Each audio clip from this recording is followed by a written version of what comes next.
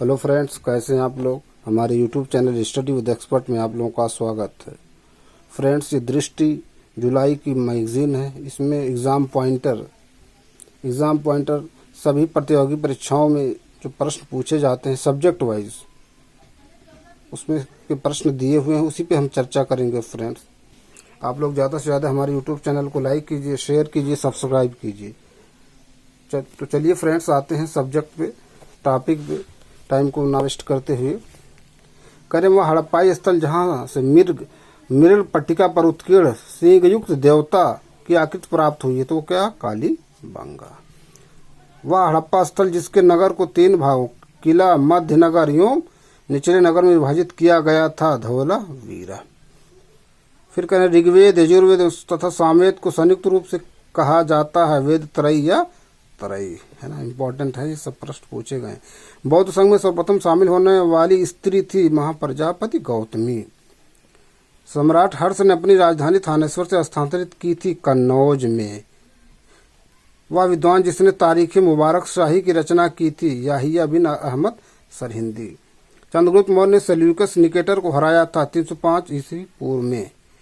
वह शासक जिसने नालंदा विश्वविद्यालय की स्थापना की थी, कुमारगुप्त। इसको अदरवाइज ना लीजिएगा फ्रेंड्स, इसको मैं याद ऐसे किया था, चाहे कान कहो चाहे नाक कहो, अदरवाइज ना लीजिएगा। ऐसे याद करने के लिए ना से नालंदा और का से कुमारगुप्त, नाक कीजिए या कान, का से कुमारगुप्त, ना से नालंदा, बस याद करने के लिए। चोलकाल में बगान समिति संबंधित थी सड़कों की देखभाल से। प्रतिहार वंश का सर्वाधिक शक्तिशाली जो प्रतापी राजा था मिहिर भोज। मोहम्मद गौरी और जयचंद के बीच चंदावर का युद्ध लड़ा गया था 1194 ईस्वी में। फ्रेंड्स, इस तरह का मैं प्रश्न चर्चा किया था। 2 युद्ध हुए थे, एक होता ये है चंदावर, एक होता है चंदेरी का युद्ध।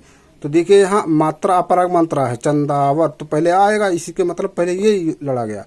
और चंदेरी एक मात्रा बाद में आता तो बाद में लड़ा गया, ठीक। तो पहले ये 1194 में लड़ा गया, वो शायद बाबर के बीच लड़ा गया था और किसी के। तो देखिए चंदावर और चंदेरी में डिफरेंस, ठीक। मात्रा से देखिए यहाँ कोई मात्रा नहीं, इसलिए पहले अपराग मात्रा है, पहले आता तो पहले यही लड़ा गया। फिर चंदेरी एक मात्रा है तो वो बाद में आता, इसलिए वो बाद में लड़ा गया। याद करने के लिए इसका जो है ना, दोनों में अंतर कभी नहीं भूलेंगे। ये गुलाम वंश का अंतिम शासक था शमसुद्दीन क्यूमर्स। मध्यकालीन शासक जिसने 29 बार मंगोल आक्रमण को विफल किया, गयासुद्दीन तुगलक। वह मुगल मध्यकालीन शासक जिसने 29 बार मंगोल आक्रमण को विफल किया, गयासुद्दीन तुगलक। वह मुगल शासक जिसने बीजापुर और गोलकुंडा को मुगल साम्राज्य में मिला लिया था, औरंगजेब।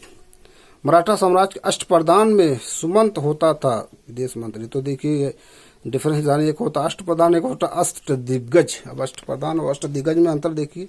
तो ये है अष्टप्रधान, मराठा साम्राज्य से संबंधित है। देखिए दिग्गज में ना कंफ्यूज हो जाएगा, ठीक है। पास से प्रधान, पास से पेशवा याद कीजिए, है ना, जैसे याद हो जाए बस।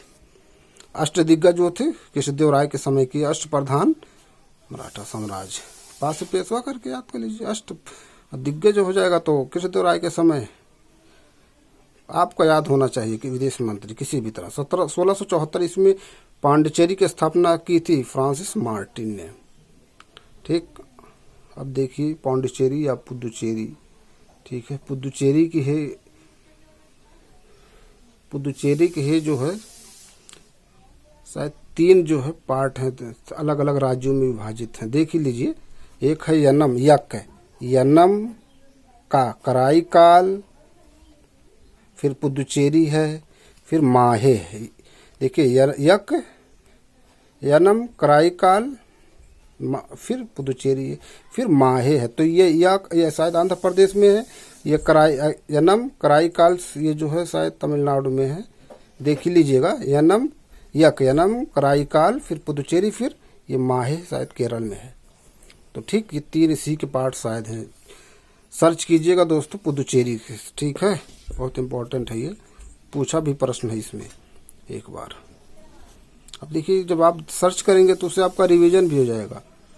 अंग्रेजों जो फ्रांसीसियों के मध्य वाणनिवास की लड़ाई हुई थी 1760 ईस्वी में।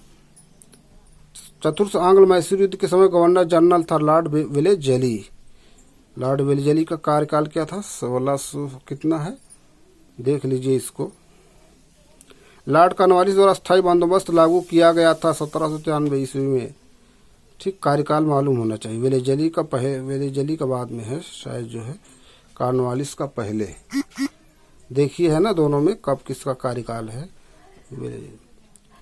भारतीय राष्ट्रीय कांग्रेस के दूसरे अधिवेशन की अध्यक्षता की थी दादा भाई नौरोजी ने। अतिवादियों या उदारवादियों के पुनर्मिलन की प्रक्रिया में प्रमुख शिल्पी थी एनी बेसेंट। लाल बाल पाल मालूम हो। क्रिप्स प्रस्ताव एक टूटते हुए बैंक के नाम एक उत्तर दिनांकित चेक है, यह कथन है महात्मा गांधी का। प्रश्न पूछा गया था ये, एक बार हम लोग दे रहे थे तो एसएससी में, ये पूरे सीजीएल में पूछा गया था। फिर अगला प्रश्न देखिए, कह रहे हैं प्रथम बार गवर्नर जनरल ऑफ बंगाल के पद हेतु प्रावधान किया गया था रेगुलेटिंग एक्ट 1773 ईस्वी में। The man who divided India नामक पुस्तक के लेखक रफीक जकारिया। बहुत इंपॉर्टेंट प्रश्न है, कई बार पूछा गया। बंकिम चंद्र चटर्जी का प्रसिद्ध उपन्यास आनंद मठ का कथानक आधारित है सन्यासी विद्रोह पर। कला एवं संस्कृत के टॉपिक देखिए। महाबलीपुरम के सप्तरथ मंदिर का निर्माण करवाया था नरसिंह वर्मन प्रथम ने। वह शासक जिसके शासनकाल में जौनपुर का शाही किला बनवाया गया था फिरोज शाह तुगलक। वह प्रसिद्ध इमारत जिसमें हिंदू वास्तुशिल्प की विशिष्टताएं समान रूप में दिखती हैं, क्योंकि उसमें संस्कृत विद्यालय को गिराकर उससे प्राप्त सामग्री का उपयोग किया गया था। 2.5 दिन का झोपड़ा। अर्धनारीश्वर मूर्ति में आधा शिव तथा आधी पार्वती की प्रतिमा प्रतीक है देव और उसकी शर्त के योग का। मोढेरा के सूर्य मंदिर का निर्माण हुआ था सोलंकी राजाओं के शासनकाल में। अपने साहित्य और स्थापत्य कला के क्षेत्र में हुए विकास के कारण भारत का सिराज कहा जाता है जौनपुर को। कश्मीर का वह शासक जो अपनी धार्मिक सहिष्णुता के कारण कश्मीर का अकबर कहलाता है जैनुल आबदीन। इंपॉर्टेंट प्रश्न है, कई बार ये भी पूछ। जो लोग सूफी संतों की शिष्यता ग्रहण करते थे वह कहलाते थे मुरीद। ठीक, अकबर द्वारा दीन इलाही की स्थापना की गई थी 1582 ईस्वी में। इसको मैंने कैसे याद किया था, जो है। फिर दक्षिण भारत का त्यौहार ओणम संबंधित है राजा महाबली से, है ना। दक्षिण भारत का त्यौहार ओणम। भारत में प्रसिद्ध बौद्ध स्थल ताबो मठ अवस्थित है हिमाचल प्रदेश की स्पीति घाटी में। सर्वप्रथम ईरान के लोकवाद रबाब को भारतीय संगीत के अनुकूल परिवर्धित कर सरोद नामक वाद्य यंत्र का आविष्कार किया था ग्वालियर के सेनिया बंगश घराना ने। बंगाल में आधुनिक वैष्णववाद, जिसे गौड़ीय वैष्णव धर्म कहा जाता है, का संस्थापक माना जाता है कौन? चैतन्य महाप्रभु को। गौड़िया नृत्य प्रसिद्ध है पश्चिम बंगाल में।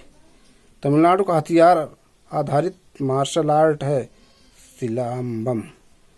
कल्हड़ द्वारा रचित कथा काव्य जिसमें कश्मीर के महान इतिहास का वर्णन मिलता है राज तरंगिणी। इंपॉर्टेंट है दोस्तों, कई बार पूछा गया।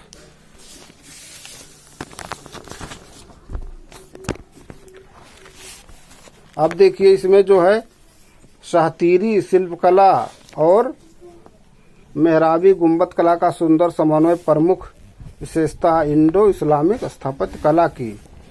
2.5 दिन का झोपड़ा नामक मस्जिद का निर्माण अजमेर में करवाया था किसने? कुतुबुद्दीन ऐबक ने। राग भैरवी गाए जाने का उपयुक्त समय होता है प्रातः काल। अखिल भारतीय हस्तशिल्प बोर्ड की स्थापना 1952 में की गई, जिसकी पहली अध्यक्ष थी कमला देवी चट्टोपाध्याय। महाबलीपुरम के रथ मंदिरों का निर्माण करवाया था पल्लव शासक नरसिंह वर्मन प्रथम ने। ठीक, द्रविड़ शैली के मंदिरों में गोपुरम से तात्पर्य भव्य प्रवेश द्वार। भारत की प्राचीन परंपराओं को पुनर्जीवित करने के लिए एक Indian society of oriental art की स्थापना की थी। रविंद्रनाथ टैगोर प्रश्न को पूछा गया। सब ये चाहे पीसीएस हो चाहे आरओ हो, प्रश्न पूछे गए हैं। लखनऊ चित्रकला शैली के जनक हैं असित कुमार हल्द्वार। भारत की पहली बोलती फिल्म आलम आरा के निर्देशक थे अर्देशीर ईरानी। हम लोग आते हैं राज व्यवस्था पे। वह अधिनियम जिसके तहत भारतीय विधान परिषद को बजट पर चर्चा करने की शक्ति प्राप्त हुई, भारत शासन अधिनियम 1892 ईस्वी में। ठीक, बजट पे चर्चा करने की शक्ति 1892 ईस्वी में। कह रहे हैं अपनी राष्ट्रवादी प्रतिक्रिया में भारतीय संविधान के निर्माताओं ने अल्पसंख्यकों के हितों और भावनाओं के महत्व को कम करके आंका है। यह कथन है किसने? आइवर जेनिंग्स का। भारत के संविधान में समर्थित सूची की अवधारणा ली गई ऑस्ट्रेलिया के संविधान से। भारतीय संविधान का वह भाग या अध्याय जिसमें संघ और राज्यों के बीच विधायी संबंधों का उपबंध है, भाग 11 और अध्याय 1। भारतीय संविधान के अंतर्गत एक नया राज्य सृजित करने वाले विधेयक को पारित किया जा सकता है संसद में साधारण बहुमत से। वर्तमान में राज्यों के शासित प्रदेश हैं 28 राज्य, 8 केंद्र शासित प्रदेश। कंफ्यूज मत होइएगा इसमें, ठीक है। 7 पहले थे तो 2 और 9 हुए ना चाहिए थे, लेकिन फिर मर्ज कर दिया गया। दादर नगर हवेली और दमन दीव को मर्ज कर दिया गया, इसलिए 8 हो गए। भारतीय संविधान के अनुसार नागरिकों के मौलिक अधिकारों का रक्षक तथा भारत में संविधान का अभिभावक माना जाता उच्चतम न्यायालय को। वह संविधान संशोधन विधेयक जिसके साथ संपत्ति के अधिकार को मूल अधिकारों की सूची से हटा दिया गया, 44वां संविधान संशोधन 1978। वह अनुच्छेद जो दोषसिद्ध के संबंध में अभियुक्तों को दोहरे दंडियों सो अभिशंसन से संरक्षण प्रदान करता है, अनुच्छेद 20।